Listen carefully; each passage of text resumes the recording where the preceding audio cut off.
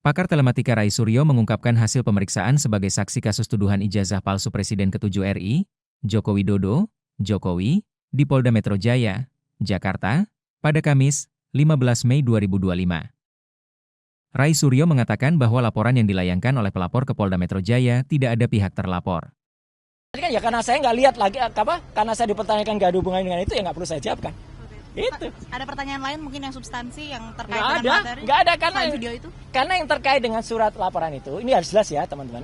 Jadi ini clear banget ya, ini clear banget. Jadi LP itu ada pelapornya, tapi lucunya nggak ada terlapor. Sekali lagi ya, tidak ada nama terlapor. Jadi untuk para kuasa hukum yang kemarin sudah nyebut-nyebut nama, inisial dan sebagainya, hentikan tindakan-tindakan seperti itu tidak bagus ya untuk masyarakat. Karena ternyata tidak ada terlapornya. Jadi kalau tidak ada terlapornya saya nggak perlu jawab.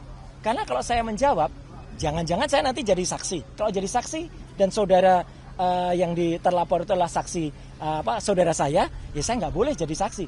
Atau misalnya yang terlapor itu adalah untuk pribadi. Loh, saya malah nggak boleh lagi itu untuk menjawab seperti itu. Daripada itu mubazir, ya lebih baik dari awal saya tanyakan terlapornya mana.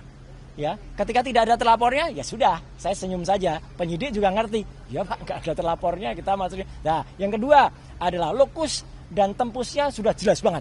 Ya, terjadi di Jakarta Selatan nggak ada Rabunya, tapi tanggal 26 Maret 2025. Udah, sepanjang tidak ada pertanyaan soal itu, ya nggak perlu kita jawab. Ya, karena itu pertanyaannya menyangkut soal itu. Kemudian yang paling penting lagi, saya juga mempertanyakan, ini kan ada pasal.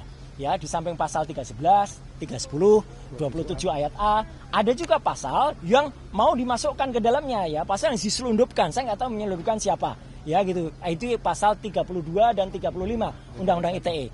Kebetulan dulu saya ikut merancang Undang-Undang ITE bersama teman-teman yang lain. Pasal itu tujuannya, sekali lagi saya ulangi, adalah untuk transaksi elektronik supaya Indonesia itu diselamatkan dari perdagangan internasional dan kita bisa ikut. Bukan pasal untuk mempidanakan orang. Jahat sekali kalau ada orang menggunakan pasal itu untuk mempidanakan seseorang. Kayak dulu kasus Mbak Prita Mulyansari. Jahat sekali. Ya Omni Batavia waktu itu mempidanakan Mbak Prita gitu loh. Sama dengan ini. Karena pasal itu ancamannya sangat tinggi. Dan pasal itu misalnya, saya kasih contoh. Ada orang ya mentransfer 1 juta. Kemudian dalam bukti transfernya saya ubah jadi 10 juta. Itu saya bisa kena pasal itu. Di pasal 32. Ada orang memposting sebuah dokumen elektronik namanya ijazah misalnya. Dia katakan itu asli gitu. Padahal ternyata orang yang punya ijazah mengatakan saya nggak pernah mengeluarkan ijazah itu loh. Lah berarti yang memposting ijazah itu salah seorang kader dari partai itu kena pasal itu harusnya. Justru itu ya kalau yang smart begitu. Jadi saya tadi tanya dokumen elektroniknya mana? Belum ada Pak dokumen elektroniknya. Ya sudah. Kalau belum ada dokumen elektroniknya ya nggak usah diterima. Jadi saya tadi tidak minta berhenti. Tapi memang selesai pemeriksaannya. Selesai karena tidak ada lagi yang bisa ditanyakan. Ya, karena jawaban saya smart, sharp pada pertanyaan-pertanyaan yang harusnya ditanyakan. Dan penyidik sekali lagi, anak buah Pak Kapolda dan juga anak buahnya Pak Kapolri menjalani tugas dengan baik. Dia juga nggak ngeyel.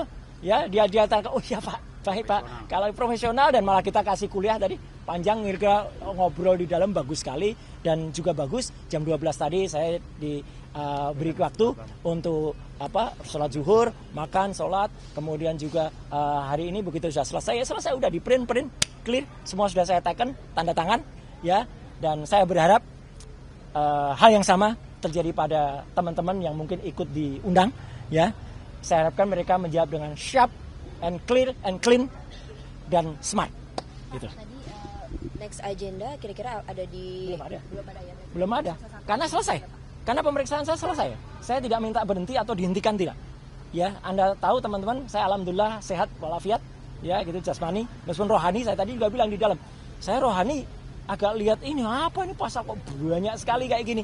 Ya, gitu. Jadi kita juga berhak menanyakan loh. Jadi teman-teman, kalau diundang itu jangan seperti tiba-tiba kita dituduh sesuatu yang enggak jelas pasalnya. Pasalnya kita pertanyakan. Kebetulan pasal-pasal itu saya ikut membuat dulu. Saya jelaskan ini loh maksudnya begini. Di naskah akademiknya ini loh. Jadi harus ngerti pasal itu. Bukan asal kemudian ada pasal ini dipakai untuk mempidanakan orang. Jangan sampai ya. Jangan kita malah justru memiliki mens rea atau niat kurang baik untuk mempidanakan orang. Hati-hati. Mas Roy, siapa lagi yang diperiksa? Masih ada Dokter Tifa di dalam.